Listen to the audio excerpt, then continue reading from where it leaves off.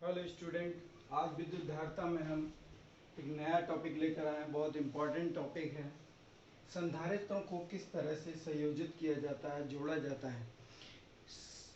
Basically इसे जोड़ने के लिए दो रूल हैं, एक श्रेणी क्रम और एक समांतर क्रम।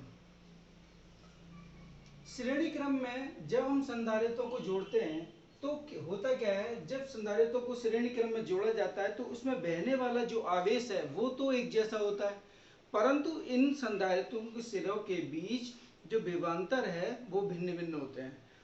जब विभवांतर भिन्न भिन्न होते हैं तो विभवांतर का ही मान हम प्रत्येक संधारित्र पर बारी बारी से ज्ञात करते हैं।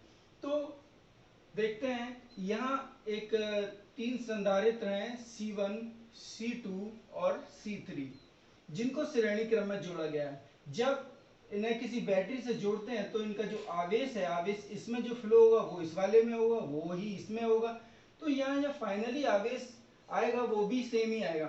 तो हम कह सकते हैं इसके सिरों के बीच मान के चलिए विभवांतर V1 है और इसके सिरों के बीच -V2 है, और इसके लिए क्या होगा V2, इसके लिए -V3, इसके लिए V3 और इसके लिए -V4। तो कह सकते हैं ये पॉजिटिव होंगे सारे, क्योंकि पॉजिटिव आवेश है। तो जब इस तरह से है तो प्रत्येक संधारित्र की अगर धारिता हम निकालें, विभवांतर अगर निकालें तो आएगा क्या, तो लिखेंगे प्रथम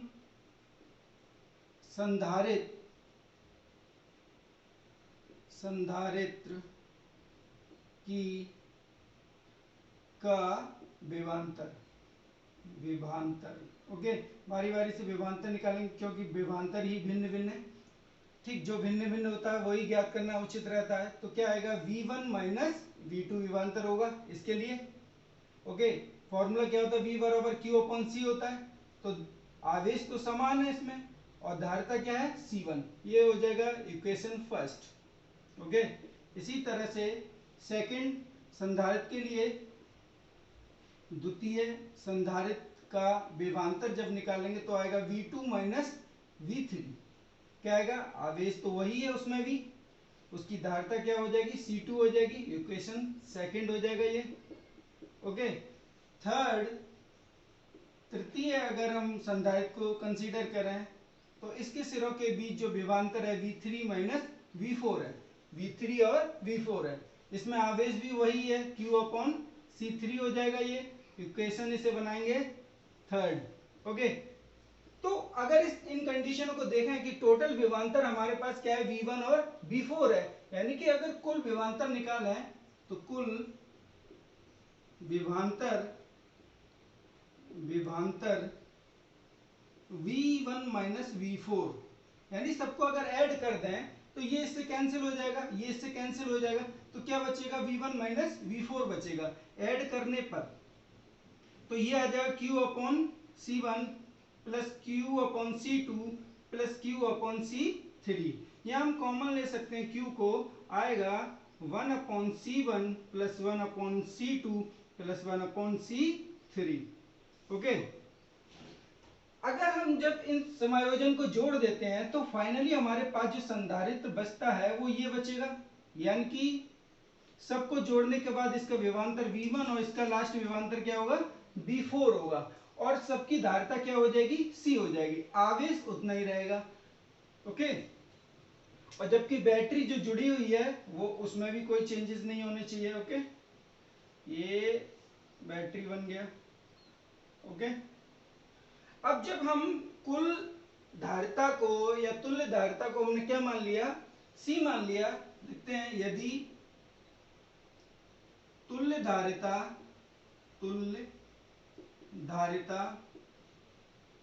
C हो तो क्या होगा, इसका जब विभवांतर निकालेंगे, विभवांतर,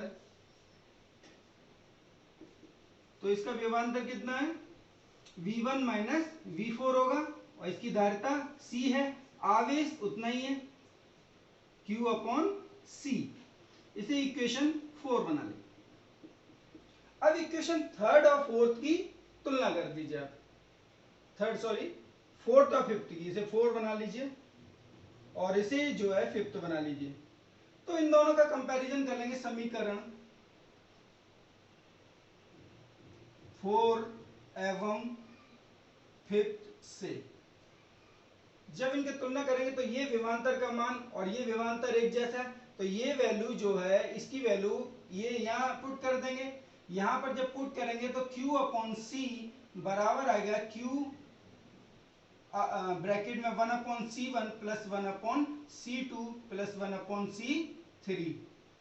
Q से Q कैंसिल हो जाएगा और फाइनली जब सीरीज में तीनों संधारित्रों को जोड़ देंगे तो जो तुल्य धारिता होगी 1/C बराबर होगा 1/C1 plus 1/C2 plus 1/C3। Okay, तो जब भी हम संधारित्रों को श्रेणी क्रम में जोड़ते हैं तो इसमें से C1 का मान, C2 का मान और C3 का मान के चलिए 1 2 3 है, तो सबसे कम क्या है 1 है, तो C का मान जो है 1 से भी कम आता है। तो क्या होता है जब सीरीज में संधारित्रों को जोड़ा जाता है तो होता क्या है, उसमें जो तुल्य धारिता का मान होता है वो सबसे कम धारिता वाले संधारित्र से भी कम मान होता है। ओके, तो इस तरह से हम जोड़ सकते हैं। इसकी जो कंडीशन है आराम से आप सॉल्व करिए। अगले टॉपिक को हम समझाते हैं समांतर क्रम को।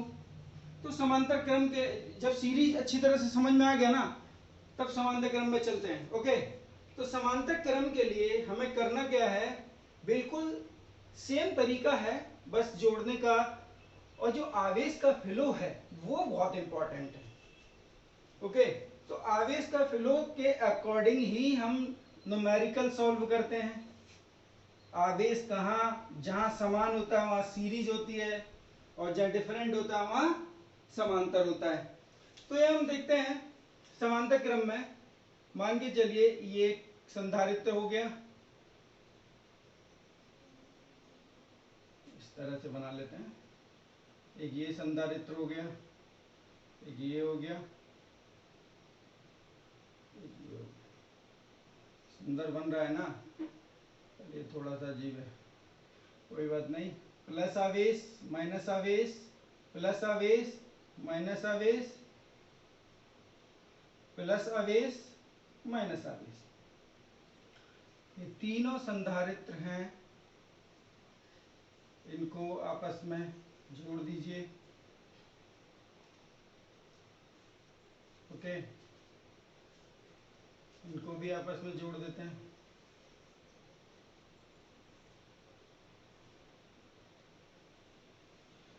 ये काल्पनिक या एक बैटरी कंसीडर कर लेते हैं।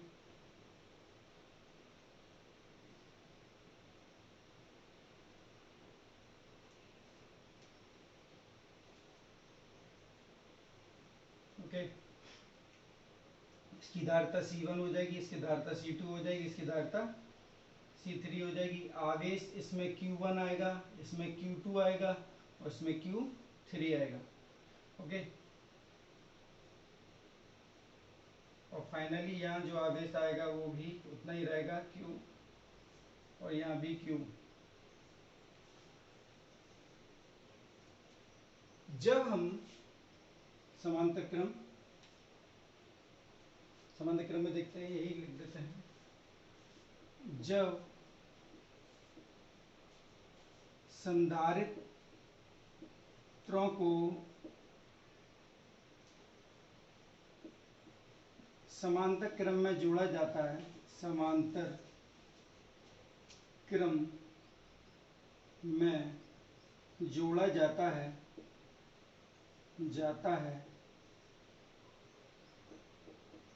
तो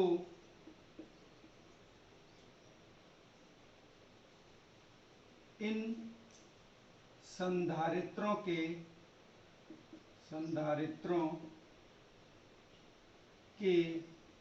सिरों के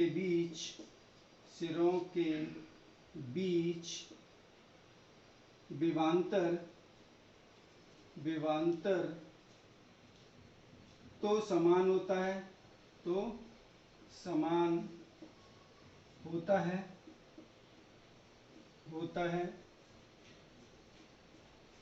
परंतु बहने वाला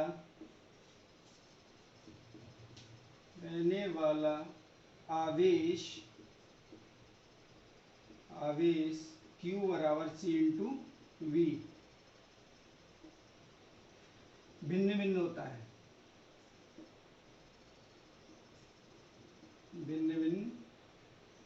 है। बताया था जो चीज भिन्न भिन्न होती है उसी को कंसीडर करते हैं, हम निकालते हैं। तो सबसे पहले हम इस संधारित्र को लेते हैं। तो क्या भिन्न भिन्न है आवेश, तो आवेश बराबर क्या होगा, आवेश बराबर होगा धारिता, संधारित्र की धारिता इंटू विभवांतर। तो सबसे पहले पहला संधारित्र ले रहे हैं। तो प्रथम संधारित्र के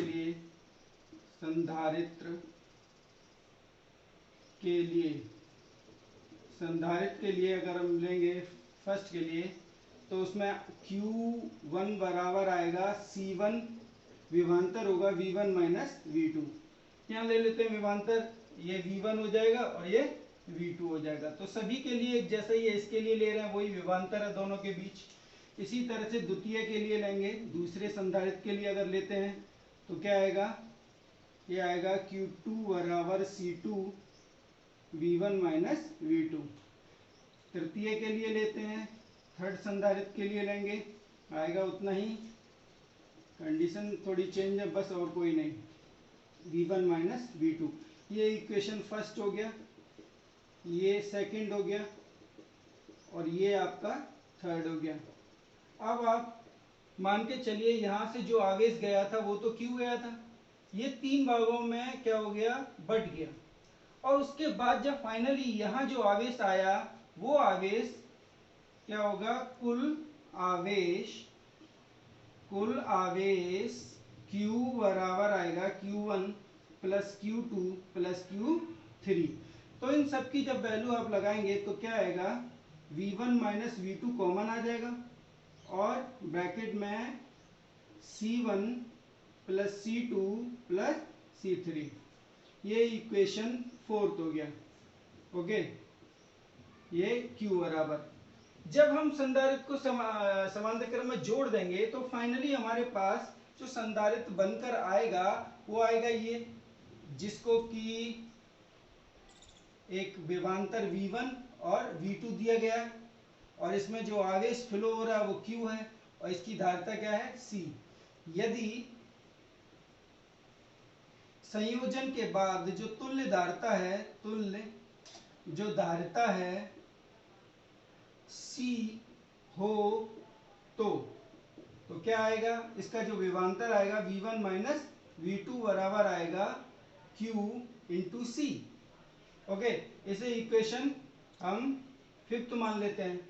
अगर दोनों से रिलेशन करें समीकरण 4 एवं फिफ्थ से, दोनों का जब रिलेशन करेंगे तो V1 माइनस V2 की जगह या Q की जगह या Q निकाल लीजिए, यहाँ आवेश डिफरेंट था, सॉरी यहाँ हम आवेश ही निकाल लेते हैं। तो Q बराबर आएगा Q बराबर C इंटू विभवांतर V1 माइनस V2।